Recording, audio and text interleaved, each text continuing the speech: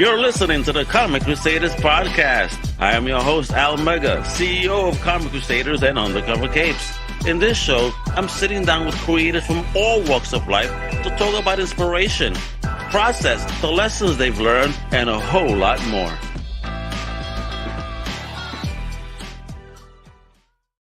Well, power mi gente, it's your boy Al Mega. Welcome to a brand new Comic Crusaders podcast. Yes, I was supposed to be on vacation this month, but there's just some people I just got to talk to that are just bosses in the game.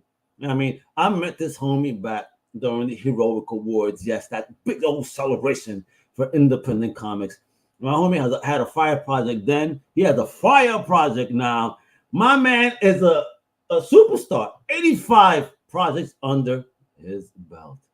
He is a writer.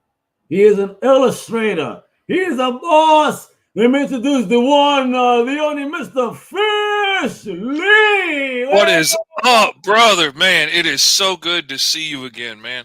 I had so much fun hanging out with you and the guys at C2E2, man. That was a good time. I miss you. We had a blast. We did what we did. We definitely deserve that rest we got afterwards. Man, but we busy. But listen, all worth it for our amazing independent comic book community. You know, much love to everybody that was there, you know, and supporting, and to the winners, of course. You know what I mean? Oh, absolutely. Platform, come on over, guys. I'm waiting for you. But with that, Fish, you know, thank you for hanging out with me today. And to talk about a particular project you have live right now, right? Lost in Wonderland through Comictopia, baby. We're gonna talk about all that Comictopia, the project, and all that good stuff. But you know, we love to have our Crusaders know our amazing guests over here. So you know, and I love me a good old origin story. So Mr. Lee, Mr. Fish Comics, let me know where you originally from, and the most important question of the day: what is the first thing in fandom overall that you ever fell in love with? Man, the first thing.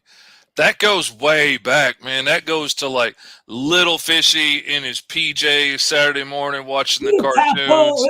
When you were just but a wee tadpole. Just a wee little minnow. Man, I mean, Super Friends was a big one, but Spider-Man, man, Spider-Man got me as a kid. Like Spider-Man and His Amazing Friends, the TV movie Spider-Man, that blew my mind. Like, that is my Spider-Man. That old school TV movie, boots on over his thing, the obvious gloves, the big metal wristbands, the wire mesh, you know, eyepieces. Well, why was he always looking around the way he was looking around when he was just walking around? Like, there's nothing there. Why are you walking like this? Man, I love that version of Spider-Man, the rope being pulled out of the thing. Like, I freaking love it. That is my Spider. I've drawn that Spider-Man so many times. Just have you for ever fun. met the actor that played him? No, I haven't, man. Not yet. That would be awesome. That would be one of those rare, you know, like celebrities that I really want to meet. You know, like there's a handful of people like Weird Al that I would love to like go get pizza with or something. You know, like I would love to hang out with. I'm not the guy that's going to stand in line, you know, for 3 hours to pay for a celebrity photo.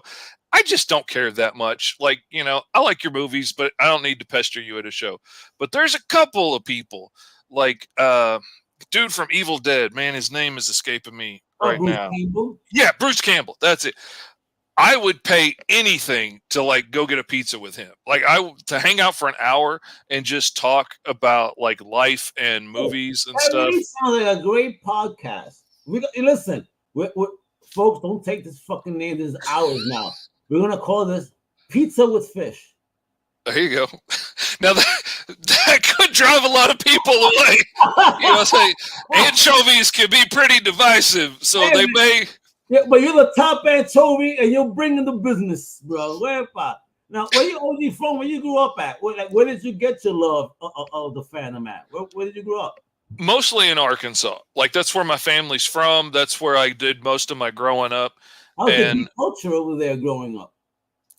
Yeah, not much. Like and I grew up in a really small town, so it was pretty much like me. And everybody, I met one other dude in high school that was a comic book artist, and he was better than me, and he was like a year older than me, and he became my mentor.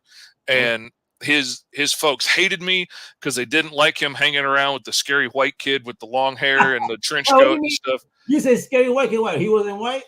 Oh no, man! My hometown was like 3/4 black, so like we were in the minority at my school, and so there wasn't just a whole lot of people that were interested in this stuff or would admit that they were interested in it, like were my age.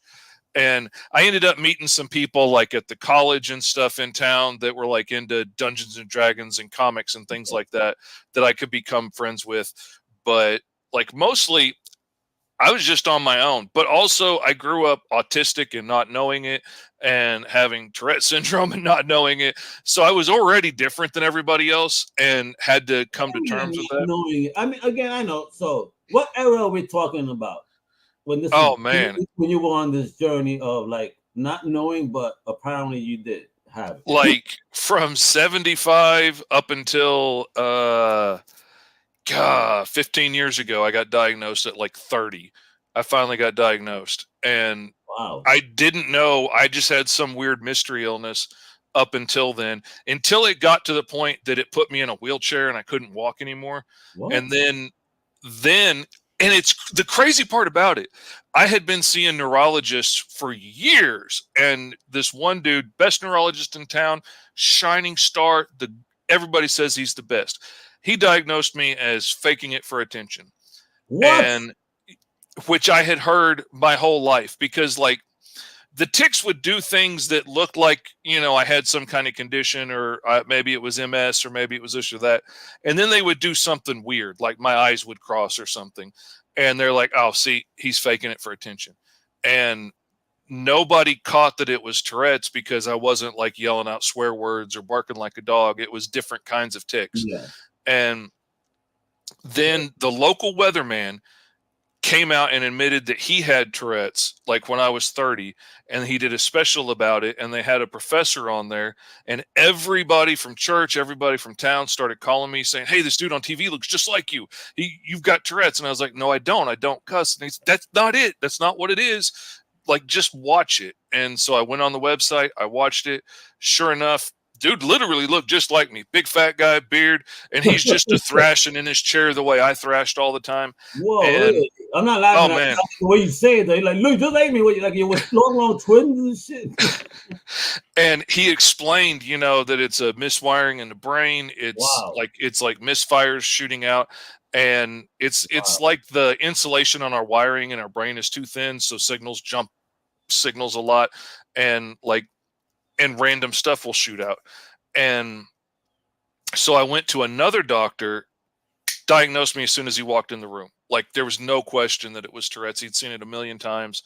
Sent me to a specialist in Dallas. She diagnosed me as soon as she walked in the room. Like, yes, this is clearly Tourette's. It might be the worst case I'd seen at the time, but you know, it's Tourette's. And so I had a diagnosis.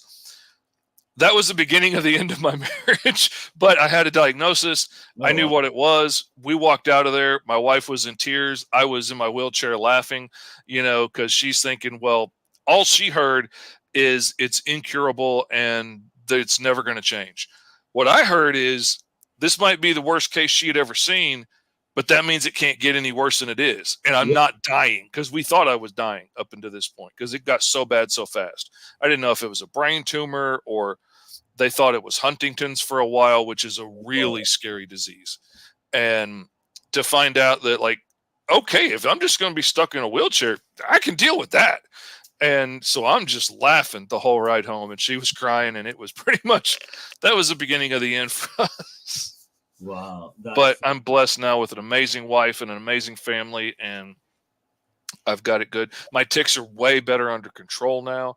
Okay. And how did you manage to control that, especially because you do both writing and illustration? So how did you fight through that, you know, what you were going through in order to, you know, stay, you know, creative? That is the reason that I'm doing comics for a living now, because when I got to the point that my tics were a little better under control, and part of it was like the mixture of meds that we finally found that helped.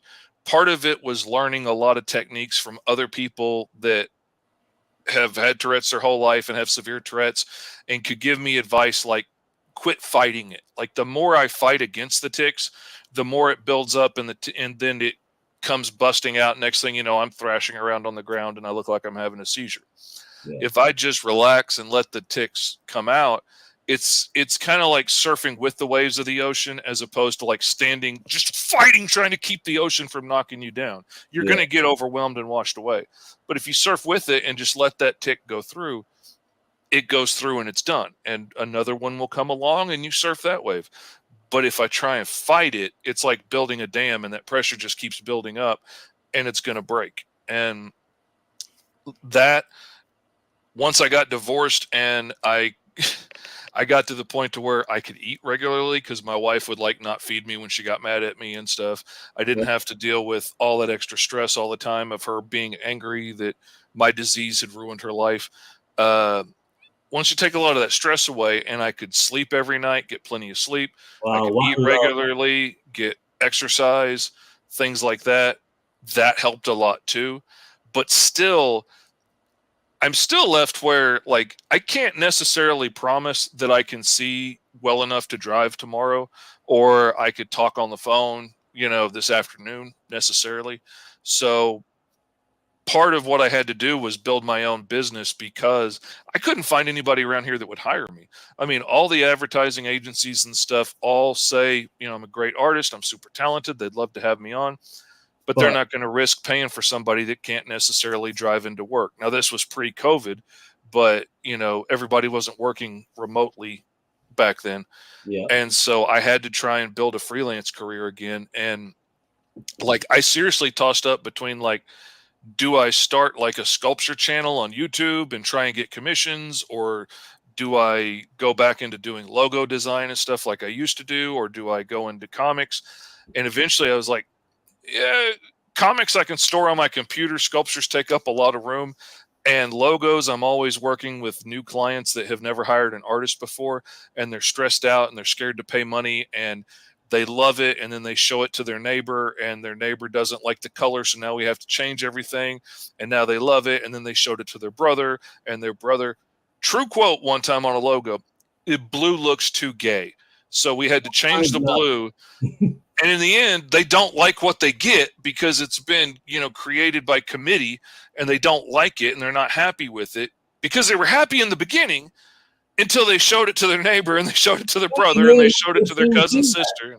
And this is why, folks, my big advice right there is don't do that. If you like it, you like it. F everything else. The most you should ask is your significant other, if at all. Mm-hmm. If you're involved that way, and that's that. Otherwise, don't ask, don't do no committee shit, bro. And it's not just heavy on you, but look at this poor guy. He lost his hair though in that comment. It all fell out.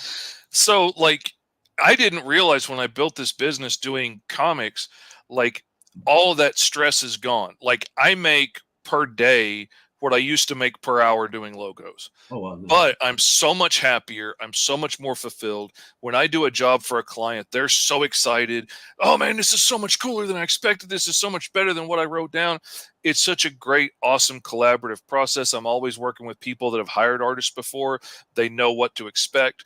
They know how to ask for clear, concise, changes. Like, if I need this revised, do this and this, not just make it more awesome. I already made it awesome. I made it what I think is awesome. If you don't like it, that's fine. I'll change it. But awesome doesn't tell me anything. Make him taller, make him stronger, make the pose more dramatic. Something. But awesome doesn't tell me anything. Absolutely. So talk about that journey. So what came first? Was it Mr. Fish Comics or was it your first project? Funny enough, I was on a TV show for trying to find jobs for people with, neurological disabilities. It was a big show in, like, England and Australia, and they would take somebody with autism and somebody with Tourette's because Tourette's is obvious. Like, you can see a tic, and you can't necessarily see somebody's MS, but you could see us shaking and jerking and whatnot. So they would take them out and find them jobs. They decided to do the show in America, and they hit me up and recruited me because I was a big Tourette's advocate, and I was big in the Tourette's world, mentoring people. Because for a long time, like, I couldn't walk, talk, or see a lot of the time. But if I could see out of one eye and move one thumb, I could talk on my phone with people around the world. So I became a mentor, like, full time from my bed or wheelchair, talking to people, walking them through the process of their kids getting diagnosed for the first time, and they think their lives are over. And like, no, your kid's going to be awesome. And so they heard about me that way. They wanted to get me on the show. They filmed the show, and they took me around to a whole lot of places to try and find me a job. One of the things accidentally led to me getting a free spot at the local Comic-Con. And I had to, I have a free table. I have to have something to sell. So I hurried up and I did my first book, T-Man and Hyperstrike, about a superhero with Tourette syndrome, and his partner has ADHD, and purely designed to inspire kids like me growing up with Tourette's to find the hero in themselves, and before the world beats you down saying, you know, what a weirdo you are, and celebrate all the stuff that makes us awesome. And so, like, T-Man's powers, he has all the combined abilities of everybody in the world with Tourette's. So he has all of our creativity, our brilliance, our ingenuity, all of that stuff, our speed, our reflexes, our strength. And he has all of our combined tics. So he can, like, scream with a million tics and, like, you know, knock down monsters, and shake with a million motor tics and break through walls. So it's funny and stuff, but it purely designed to inspire kids. I did a Kickstarter. I had the book. I took it to the local con. I sold out of the books I had there. I sold like 400 copies of that book in the next like 6 months without even hardly trying, because it was for the Tourette's community. There's not a lot of positive stuff for them. It was kind of like shooting fish in a barrel, no pun intended. And I was planning on just knocking out more books, but next thing you know, people started hitting me up to like, hey, could you ink my book? Could you draw my book? And the next thing you know, I was working full time doing other people's books. And I'm at like almost 90 books now that I've worked on in 5 years since I published T-Man and Hyperstrike. 5 years? Do you hear this number of books? Jesus Christ, brother. When do you sleep? Well, that depends on the day, because like last night I didn't at all. Whoa, bro, that's crazy. So, this many books, like, how? Networking? Is it all you? I mean, I am usually the penciler, inker, letterer, colorist. Like, you hand me a script, sometimes not even a finished script, mind you, and I hand you a finished book that you can take to print. And like, it's ready to go. It's formatted for whatever printer you're going to use. And I'm a one-stop shop. And part of that comes because I have a jacked up nervous system and my brain doesn't work like everybody else's. So I can work really fast. My style is also like, I used to be like a mix of Todd McFarlane and Jim Lee and all of those guys, because all of us that grew up in the 90s were. But at some point I decided I had to go back, and I didn't want to be a clone of them, because if I'm a clone of them, like, you would just hire them. Like, you're going to hire Todd McFarlane before you're going to hire me to draw your book, because he's going to make more money on it. And there's a million other clones that were better than me at that. And so I decided I was going to go back to the beginning, and I went back to drawing from life. Like, how do I make it look like you with nothing but black lines on a white piece of paper?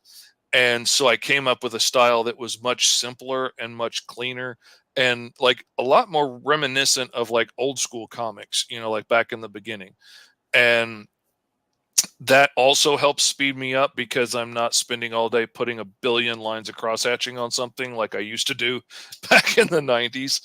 And I'm just fast. And now that I work digitally, I can work even faster. Like, when I worked traditionally, I had to get those pencils close enough to the finished image so that I don't make mistakes when I'm inking.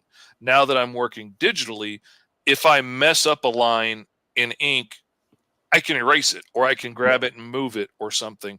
It's not the end of the page and I have to work it in, you know, so that helps make me faster. The fact that I drew straight in ink for a long time also helped make me faster because I just learned how to trust my lines and how to make it work if I screw up. So between those two things, that really sped me up a lot. And now, like, when I'm doing Big 10, the Tin Man in this Alice in Wonderland story, like, I'm doing a big circle for his chest. I'm doing a rough shape for his legs. I'm doing a cylinder for his head, a couple of half circles for his shoulders. I'm putting some circles for his hands, maybe some lines for his guns. And then I do the rest of the drawing in ink. And, and that's what I get when I do that. And I mean, look how a beautiful image that is, folks. I mean, look at that color. Holy shit. We gotta start talking about this baby, man. Because 85, 90 books in. This is what, 91 or is this number 90?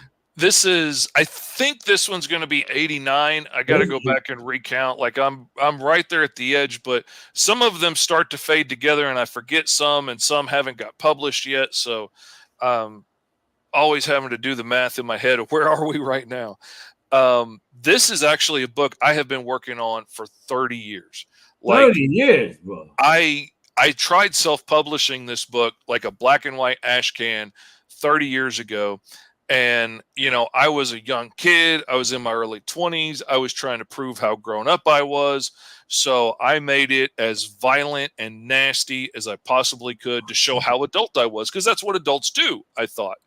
And so every page was filled with profanity and nipples and every kind of viscera and body fluids you could come up with. You had cheesecake with extra stuffing. Gotcha. Man, it was so nasty. And then I took it around and tried to find places to sell it to.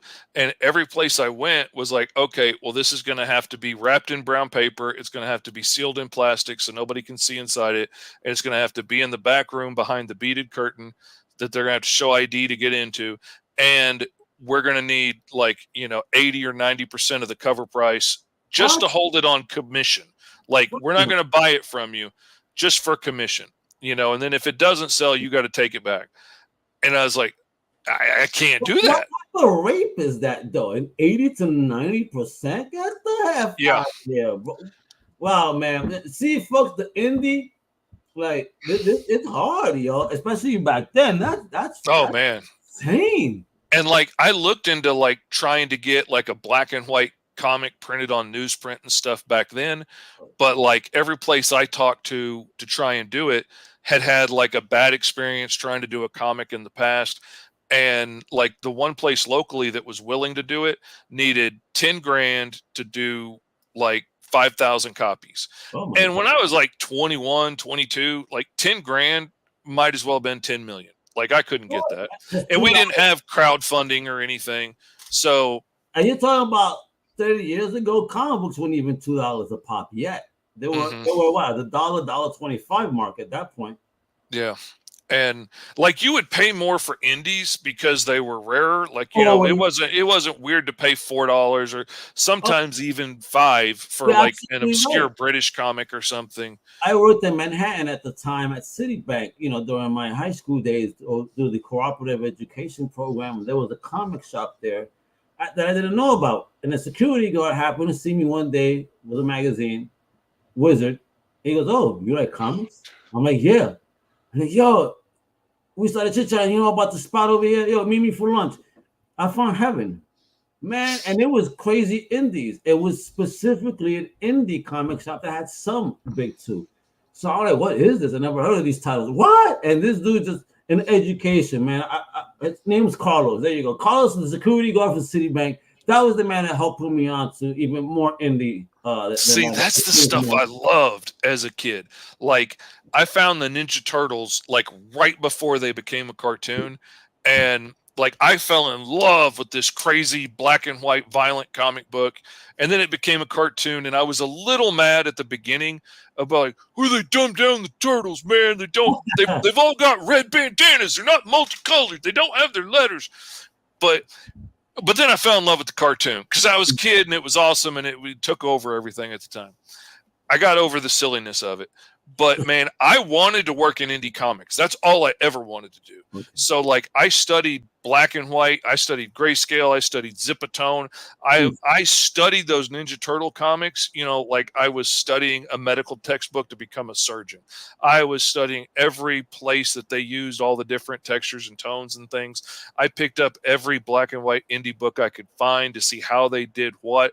And I was constantly testing stuff on my stepdad's Xerox machine to see like what could I produce on like the technology I could get my hands on, because like I couldn't offset press smooth gray tones with a Xerox machine, but I figured out like what halftones and stuff I could do that I could get to come off good on a Xerox machine and try and make as cool a stuff as I could make. And all I ever wanted to do was work in indie comics and tell awesome weird stories. And now that's what I'm getting to do. Everybody else around me is like, you know, well, you know, what's your goal for like getting to Marvel? And I'm like, I don't have one. I mean, like if Marvel tapped me on the shoulder and said like, hey, do you want to do some obscure weird book for us? Like, yeah, that'd be fun. Like I'd love to do a story on Stiltman or Kite Man or like somebody weird in the background that I like, you know, but I don't want to go to work for them. They got enough people working there doing awesome stories. I want to tell my stuff, man. This story has been burning a hole in my head for 30 years. And now I'm getting to work on it. I've been telling my kids this story for 30 years. My son is helping me color parts of this book. It's so awesome to get to work with him on that. And man, it started out like 30 years ago. It was a story about a time traveler that has a sword that lets him cut through reality and go wherever he wants to go. And, you know, it was basically a power fantasy. If you could go anywhere and do anything, what would you do? Who would you be at these different times? Kind of like Conan. I didn't think you would be like selfless and be a hero. I thought you'd be out for yourself. You know, maybe sometimes you save the day, but only if there's something in it for you. You know, like that's one of the things I liked about Conan. He would repeatedly say, I'm not a hero. I'm doing this because like I want the gold, or I'm going to kill that monster, or I'm doing this to get some booty. I'm not doing this because I'm a hero. That's why. Listen, I'm a Conan fan, and that's why that's a real dude right there. A real listen. He ain't no hero. Ain't no shit. It's not someone to look up to. But you know what I mean. But he does have morals. You know, underlying that. You know, underlying he is a good person, but. He's gonna he follows his code, but he's doing it for himself, not to be a hero. Exactly. And I found that fascinating, and I figured that's what I would do if I was in a situation like that. I would be out for myself. So as a kid, that's what the story was. Over the years, it's become more of a story about who you are at different places in your life, like who you are when you're young, who you are when you think you know it all, who you are when life kicks you in the teeth and proves that you didn't know crap. Who are you as a wise old man? Like, who are you as a kid, as a father, as a grandfather, like all of that throughout life. And I had been working on this story. In a process of talking with some friends about how you come up with story ideas, I threw out a story idea one time. Like I was like, you know, man, you can get stories from anything. You could do Little Boy Blue, but put it on an alien planet. And, you know, the sheep and the cows are like giant kaijus that he's controlling with this horn. Like, you know, what's that story? Just tell that story, whatever. And I was like, you know, take Alice in Wonderland and make Wonderland like an interdimensional rift between worlds, and all those weird creatures are aliens from other planets, and she's like a wandering Ronin going through this interdimensional rift, like whatever. And that story burrowed itself in my brain and wouldn't let go. And when I was trying to decide like which story am I going to work on next, what am I going to do, it hit me that the barbarian time traveler dude in this story has an adoptive daughter. If I cut her out and put Alice in that place and then turn the story and tell it from her perspective, the story, I still get to tell all my time traveling nonsense, interwoven, you know, causality stuff. I still get to do all the multiversal adventure stuff. But then I also get to tell this really cool Alice story and bring in all these public domain characters that are just coming through this interdimensional rift. So you have the Tin Man and the Scarecrow and the Emerald City and all of these things combined together into one multiversal rift. And Some places, some people call this like Oz, some called it Neverland in story, some call it Wonderland. This is where all those things happen. And it's become such a cool world. And not for nothing, I get to have a sexy chick as the main character, which, you know, doesn't hurt to put on a cover. I'm just saying. Absolutely. And I mean, not just on the cover, but look at these interiors, bro. I mean, look at this page. Oh yeah, man. I love going nuts on that stuff. That is the Queen of Hearts from Glass City. At one point, you're going to find out later in the story, she went to the Emerald City and she kicked the wizard's butt and took his holographic technology. So she pretty much only communicates through the big holographic head so that she doesn't have to expose herself to getting killed by somebody who wants to take her place as the warlord. And look at the panel work, bro. How amazing is this? This book is sexy, but I love the differentiation of panels. You go from, you know, that vertical right to the horizontal on the next, and eye candy flows, bro, flows. Like, bro, I mean, 30 years on this project. How long for just this first issue, bro? Sexy. This first issue has been about 2 months in the making, I think, altogether, because I told like 2 pieces of the story in my anthology book, Fish Tales, and it got such a good result from my Patreon backers and everybody that read it that it really encouraged me that I need to just go ahead and tell this story. So I put it all together and I added twice as much information to it and made it a much bigger book. And now it's on backer kit as part of Comictopia. And you get a really awesome entrance to the story. It shows you all the players. The barbarian dude is now the White Rabbit in this story, you know, and his name's Rabbit because he's always disappearing through holes in reality. And he's always on the run. You can't catch him. And because one of the things of this story is like when you do time travel stories, you've always got the problem of, you know, causality loops and things and paradoxes. Like, how do you go back and change time? You know, if you change time, then history changed and you never had a reason to go back and change it. So you didn't go back and change it. Yeah. Like that kind of nonsense. Yeah, it's true. It's like you got to go back in time to change something different that hopefully affects the outcome of what you didn't expect to change. That's the reason these characters have the bright white hair is it marks them as being like unique in the multiverse. There's only one of them. There is no other Alice in any other any other dimension, any other timeline. There's just one of her. And because of that, she's born with this bright white hair like Rabbit has.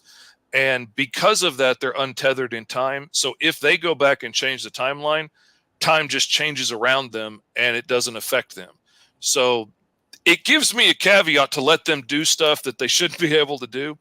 But then you have people like the Time Cult here at the bottom, the Nexus Order. They want to capture Rabbit or somebody like him so they can figure out how he can change time and not die. And so they can do it and they can rewrite history the way they want it. And so there's like millions of this army trying to hunt him down. So when he comes running through this world and he sees this little girl with bright white hair, he snags her up and runs because he knows if he doesn't, they're going to take her and get what they want. So by the time he runs far enough to get away from him and he ends up killing them he ends up killing a bunch of people, killing a bunch of people on a bridge, which rewrites time and kills everybody behind him that's chasing him because they can't survive the time rewriting itself like him and her can. Gotcha. Crazy. But by the time he gets done running, he can't find his way back to where she came from. And so now he's stuck with this girl that he has to try and raise when he's ill-equipped to do that. Kind of like a teenage dad. Like, he's not very good at it. So they end up with a kind of adversarial relationship by the end. And, you know, it makes for a really great story. And this is the young lady right here in question. Yep. That is Alice. She's now a full-grown bounty hunter traveling this interdimensional rift, hunting all the crazy monsters, you know, that we've heard of and all the things that go bump in the night. And her guardian is the Tin Man, who's promised to guard her and protect her from things, but didn't realize she was going to end up becoming one of the scariest things in Wonderland. And I love this. This is the tattoo right there. Did you put this as a tramp stamp on yourself already? Not yet, but I'm kind of been thinking about it since I got that. Since I designed it, I was like, man, that would look pretty good, man. You know what? I'm gonna bring up that campaign, folks. Listen, he has a $1,500 goal. We have 16 days left, and he's at 1187. If you get up to $2,000, he'll tramp stamp himself. Come on. I'll do it too. I would do it. I've been seriously. I met another creator that gets a tattoo every time one of his books is successful. Okay. And I was like, man, I could have a sleeve with Green Zone and T-Man and Hyperstrike and the Mighty Caw and all. I could have a sleeve by this point of all my characters and books I've worked on. Yeah, but do it different. Put it on your calf, the back of your thighs. You know what I mean? Do it different. Then when people ask to see, you really want to see? All right, let me strip down. You really want to see it? You can go to my OnlyFans. I mean, and look at this. This is live now, as it says there on Go Mr. Fish. That I've been showing off. We're gonna get into the campaign itself right now. I mean, look at it. As I say, 58 backers. Your salute to you people that believe in the comics. Thank you so much for supporting my big homie right here. I appreciate that. But I mean, what is Comictopia as a whole? So talk to me about comic. Look at this. 15 projects out of 28 funded, funds raised. Wow, an impressive $142,000 with over 3,000. What is Comictopia? What's going on here? Comictopia is really neat. Backer Kit, has been doing more crowdfunding themselves over the last couple of years, and they're really pushing it. And they did a Pintopia project recently where they had a bunch of people making like enamel pins, and they were all cross promoting, and it raised like a crazy amount of money. So they decided to do Comictopia, and I was lucky enough to get invited to be a part of it. And I was already planning on doing a Backer Kit campaign because my friends have had such great success over there. And I was wanting to launch this book anyway. So I was like, okay, this is too good a deal to pass up. It was about a month earlier than I wanted to do it because I'm fulfilling call packages at the same time I'm pitching this. So I can't be packing boxes and be doing promotion at the same time. But it was too good an opportunity to pass up. And there's like it said, 28 of us all together working brand new books. One of them's working on Nexus, which is an old property, but they're doing new stuff with it. Oh, hey, I got the first appearance of Nexus. Actually, I got the first 3 issues of the first appearance of Nexus with the 3rd issue that includes the record. That has the record included. Oh man, that's awesome, dude. That is so cool. It is cool. They don't do that shit no more, man. Actual record, floppy. I mean, I don't have a display. I really want to play it. I don't give a fuck. I mean, it's mine. It's like, if you want to buy it, great. You'll buy it with it, but it's definitely going to be a used record by the time you get it. If I get a record player. I remember those too, man. Getting them on the back of cereal boxes and stuff. And oh man, that was so awesome. I miss that kind of stuff. What happened to fucking toys and cereal boxes and cool shit? Back in the day, I used to want the cereal just to get the toy.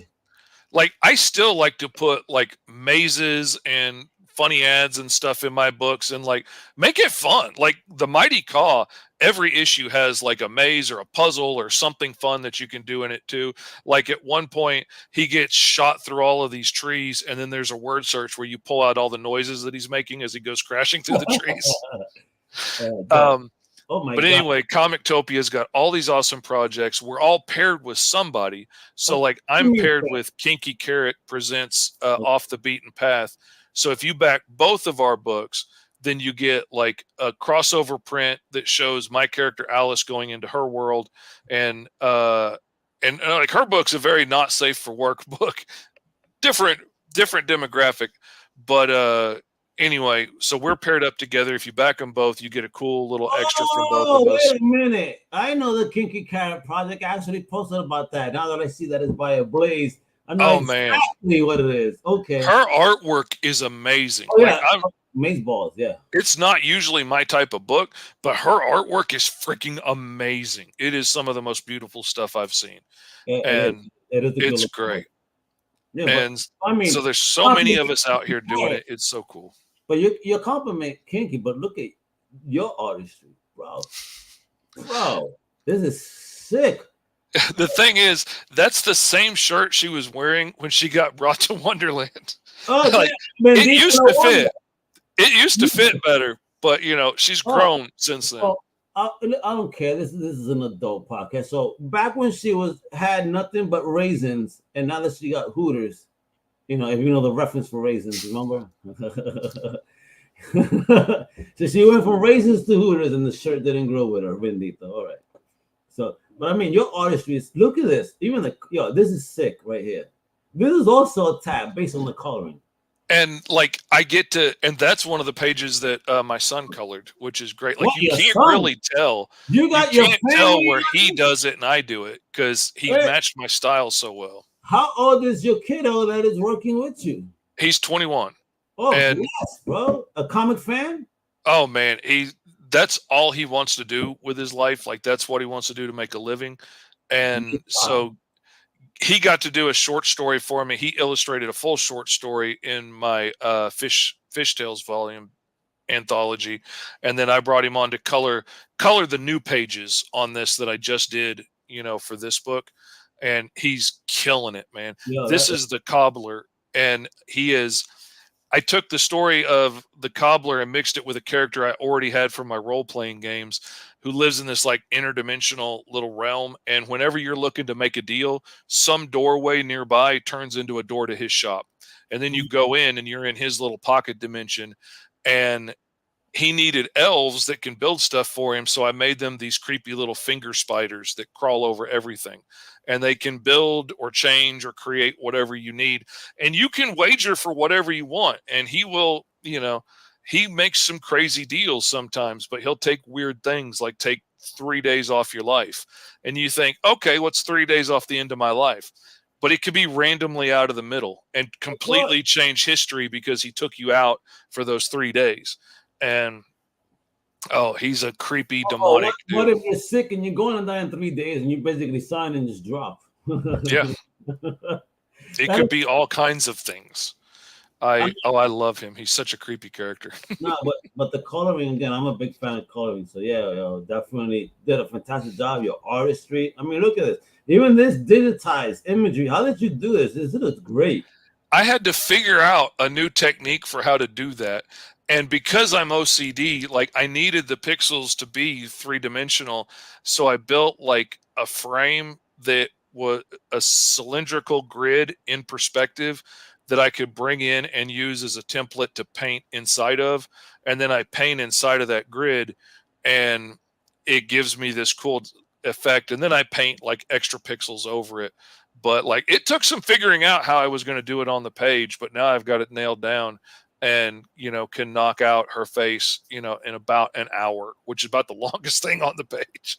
Yeah, but you did an awesome job. That really stands out amongst everything on this page. Everything being flat, whatever it was. But just to see this, it really is, it's impressive. Well done. And to think that, you did that shit. Great fucking job. And again, your panel work, bro. You really do bring the old school appeal to it. I try to, man. And I'm still studying the older books, I'm really fascinated by like the early 80s and stuff, like before it started going over to digital coloring, like the people that did really awesome stuff with the really limited palette that Marvel had, like right before it started going digital, and they were still doing hand cut separations and all that stuff. And you only had a handful of colors to work with. That stuff amazes me. And like the highlights and stuff that they put on skin and buildings, like I'm studying like the Neil Adams Green Lantern, Green Arrow stuff. Like I study that stuff like it's the Bible, man. I'm checking out how they did all that awesome coloring and got all those awesome effects out of just a handful of colors. And I actually have on my color palette on my computer, it's built off of that old school DC color palette that you see online sometimes with like all their old artwork. And it's built off of that. And then I have a bunch of custom colors I've made. Like I have all of Alice's colors custom put in there and all of Rabbit's and Big Tins. And if it's a regular character, I want to have that color ready. But I use that old school palette as my jumping off point. And I'm like, a lot of times it's straight out of that palette, or sometimes it's just a hair off. So like it gives me a place to start from to keep an old school look to it. And I love how much harder I have to work to make it look cool and make it look really neat with that limitation. It makes me make cooler looking pages, I think. I really like it. And talking about pages, we're talking about 32 full color pages on matte art paper. I mean, a gorgeous book, little girthy, full color too, folks. Come on now. I mean, you got alternate covers. You got an A, B, a C, and a D, which is delimited by Mr. Mike Watson. It definitely shows off how small that shirt is.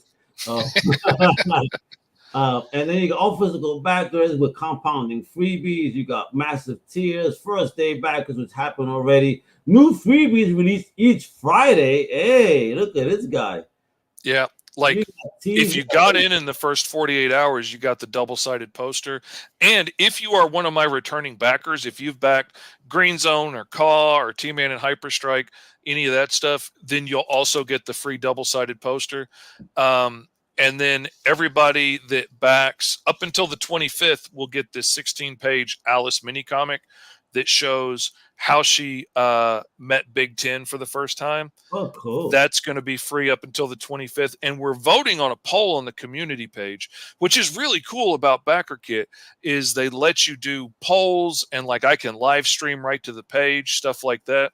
Right now in the polls, this Caw mini comic is leading to be the next freebie that we give away. So if you miss this mini comic, if you can't get in before the 25th, it looks like the polls are saying this is going to be the next one. And this gives you a little brief overview of like how Caw ended up in the arena, how he ended up on a spaceship in outer space, all of that cool stuff.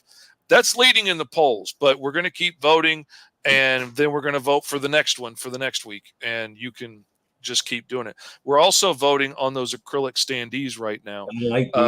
I've got 3 different images for each one that we're voting between to see which one will be the final design for Alice and for Big Ten.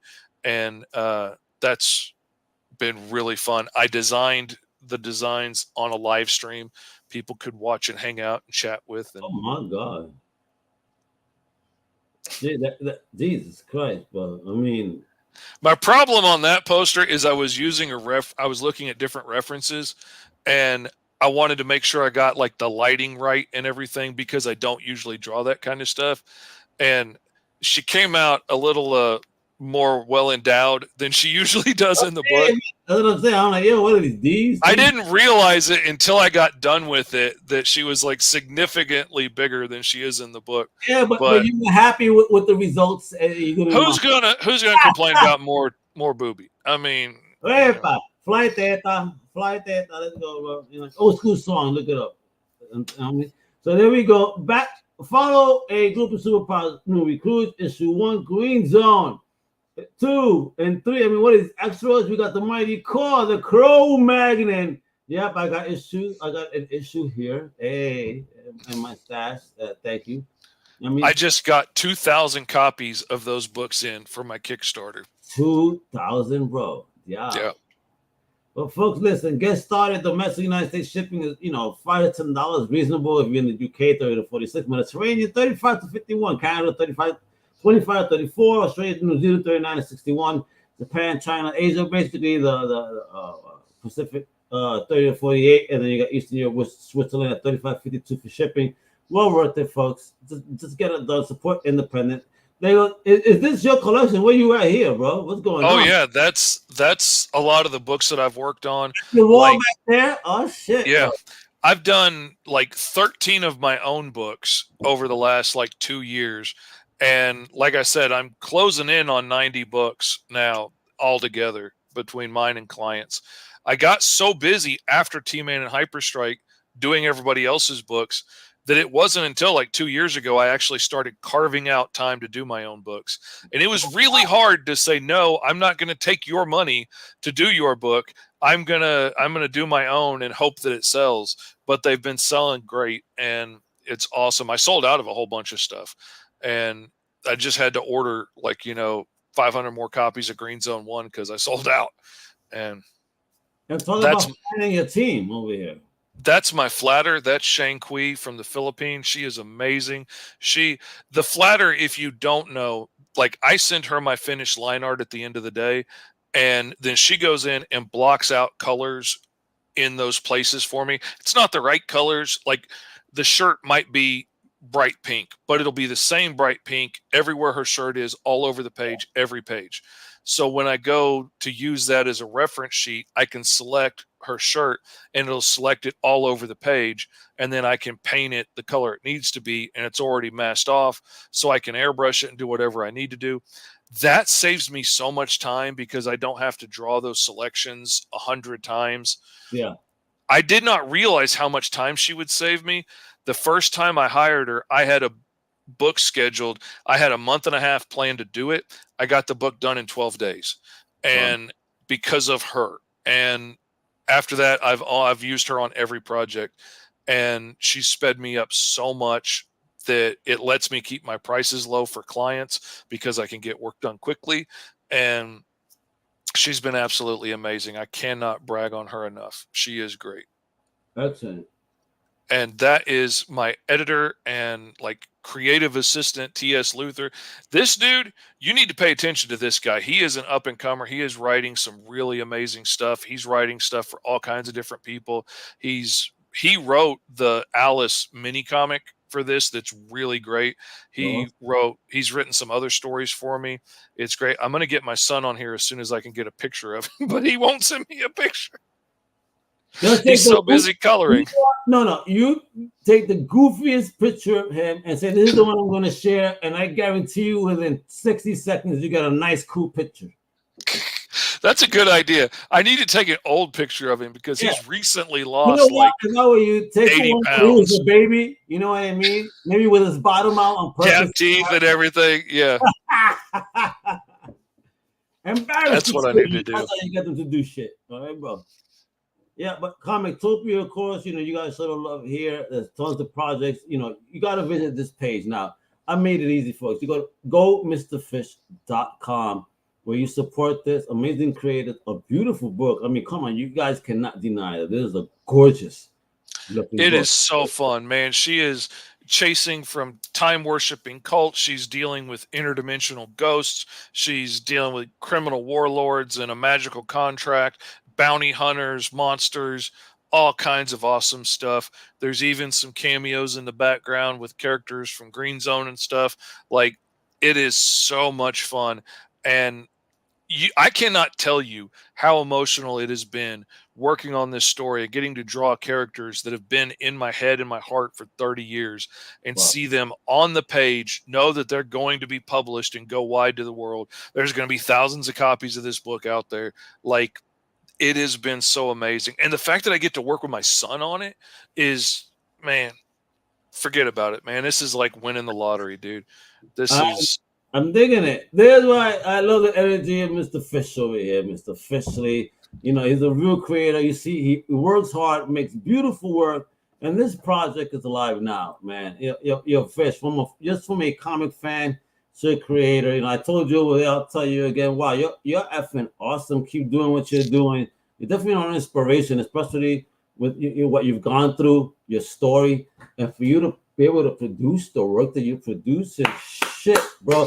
If I had a hat on, it would be hats off to you right now. It's shit, bro. God bless you on this journey. The way that you work, you know, your passion, I just know and I feel it in my bones that, Big Two's gonna come a knocking real soon. So, you know, while indie is amazing and beautiful, I don't think that you're gonna be in the indie scene very much. I wouldn't be against finding a publisher that could keep up with me. If I could find a publisher that could get the books out, find somebody who's going to work as hard at it as I work at it, I would be down to taking that off my plate because this is tiring, man. They exist, my brother. And if you put out this type of work, I'm sure that there are publishers out there that would love to work with somebody like you that can do the work and they'll take care of the rest. I see it, bro. Listen, bro, go Mr. Fish for real. I'm a fan. Man, please follow my big homie here on Instagram and TikTok at Mr.Fish.comics. And not the word dot, the actual period, all right? And then on Facebook, you know, it's Mr.Fish.Lee, same thing, the period, all right? And then on YT, he made it very easy. Mr. Fish Comics. That's MR, all right? Not the whole world spelled out. Yeah. MR. I have to explain that sometimes. It's MR. It's not MISTER. It's all MR from Mr. All right. Show the love. All the links are below. I make it very easy to support independent creators in this lane because that's what the Crusaders is all about. So, Fish, thank you again, bro, for hanging out with me. Here's my last question. Before we go, it is con season. It is summertime. Are you going to be making any appearances anywhere where we could hang out with you, get a signature somewhere? What's popping?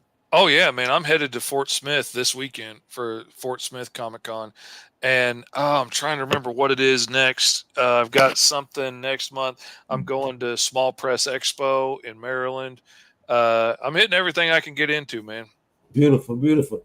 Well, stay tuned. I think the best way you can stay tuned is at GoMrFish.com or even on the socials, as I've shared before.